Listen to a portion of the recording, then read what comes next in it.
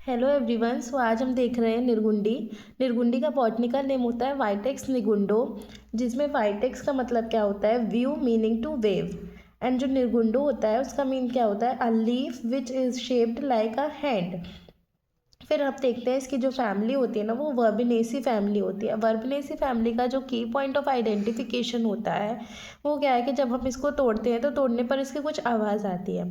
फिर हम यहाँ पे देखते हैं कि जो इसमें जो लीव्स वगैरह होती हैं और जो इसका क्लासिफिकेशन होता है, तो क्लासिफिकेशन में देखते हैं कि जो भाव प्रकाश है ना, उन्होंने इसको गुडुची आदि वर्ग में रखा है, चरक ने इसको विषग्न और क्रमिग्न में रखा है, और सुश्रुत ने इसको सुरादिगण में रखा है। पर्याय, तो पर्याय में इसके मेउड़ी, समहालू, सेफालिका, नीलिका, सिंधुकार, सिंदूक और सुबहा। जो सेफालिका होता है वो अपराजिता का भी पर्याय होता है। नीलिका होता है, नीलिका क्यों बोला गया है, क्योंकि जो इसके फ्लावर्स होते हैं वो ब्लू कलर के होते हैं। सुबहा जो होता है वो त्रिवृत का भी पर्याय होता है। और शीत सह इसको इसलिए बोला गया है क्योंकि ये शीत ऋतु को सह लेने वाली होती है। इंद्र सुरसा इसको वो क्यों बोला गया है, क्योंकि जो इसका स्वरस होता है वो बलवान होता है।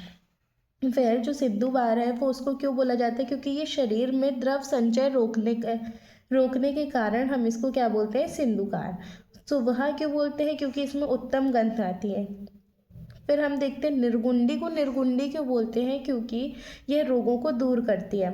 फिर यहाँ पे गुण रक्षण धातु एक वर्ड है जो कि दो ही चीज़ों के लिए आया है, एक निर्गुंडी के लिए आया है और गुडूची के लिए आया है। फिर इसका क्षेत्रीय नाम ये होता है समहालू या निगुण। स्वरूप इसका ये एक झाड़ीदार गुल्म होता है। इसके अगर हम पत्र देखें तो वो अरहर के समान होते हैं और एक वृंत पर इसमें 3 से 5 पत्रक लगे होते हैं। पुष्प जो होते हैं इसके वो छोटे होते हैं, गुच्छादार होते हैं और श्वेत या नीलाभ होते हैं। फल इसके गोल होते हैं, मरीच के आकार के, और जब ये पक्व अवस्था में आ जाता है तो इसके जो मरीच के आकार के, मरीच कैसी होती है, कृष्णवर्णी होती है, तो इसके भी जो फल हैं वो कृष्णवर्ण के हो जाते हैं। फिर इसकी उत्पत्ति देखें तो ये समस्त भारत में विशेषकर उष्ण प्रदेशों में पाया जाता है। और जब हमने अभी की पॉइंट ऑफ आइडेंटिफिकेशन में ये देखा था कि इसमें 3 to 5 लीव्स होती हैं, तो उसकी जो नीचे वाली लीव्स होती हैं दो वो छोटी होती हैं और लाइट ग्रीन कलर की लीव्स होती हैं ये। फिर हम इसका देखते हैं रसपंचक। रसपंचक में इसका वीर्य उष्ण वीर्य का होता है, ये विपाक कटु होता है, गुण लघु रुक्ष होता है, रस में ये कटु और तिक्त होता है।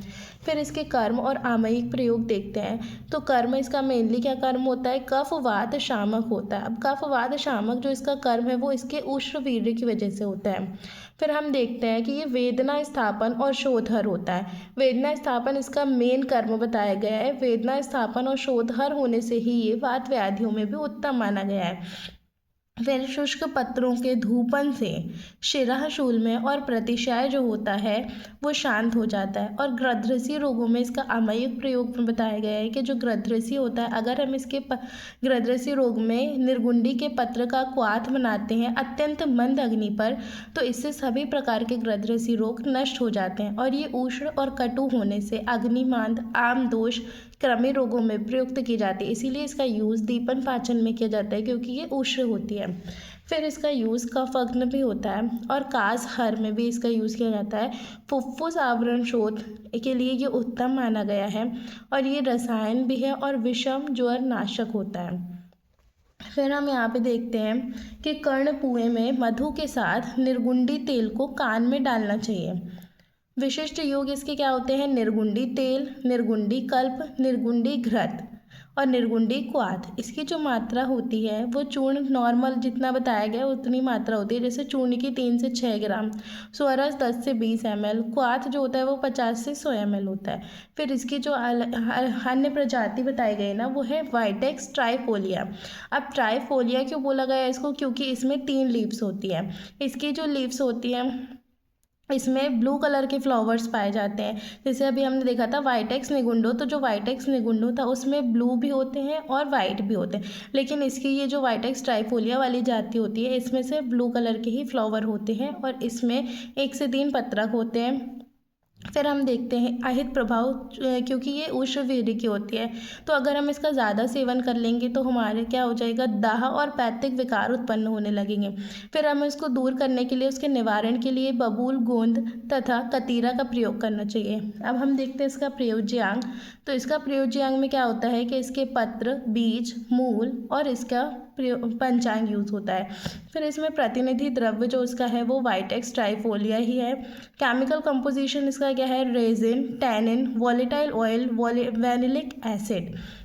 निर्गुंडी जो होता है वो उष्णवीर्य का होता है, इसकी वजह से ये वात कफ शामक होता है, जिससे कि ये दुखात्मक वेदना का नाश कर देता है। इस वजह से इसका वेदना स्थापन मुख्य कर्म होता है। कुछ इंपॉर्टेंट पॉइंट्स है, जैसे सफाले का पर्याय होता है निर्गुंडी और अपराजिता का, और सुबह त्रिवृत का।